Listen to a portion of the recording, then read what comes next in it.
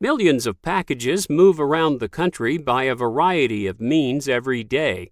The secure shipping and storing of these goods relies on the workers who wrap them, label them, and box them up.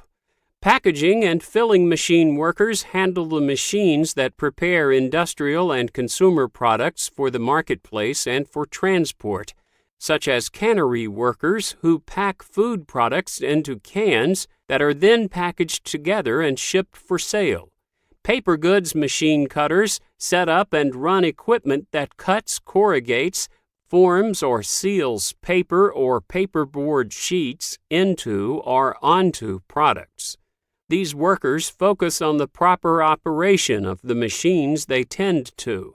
They load materials into machines, operate machine controls, and monitor the production line for problems. They also prepare products for storage shipment or the next step in the production process.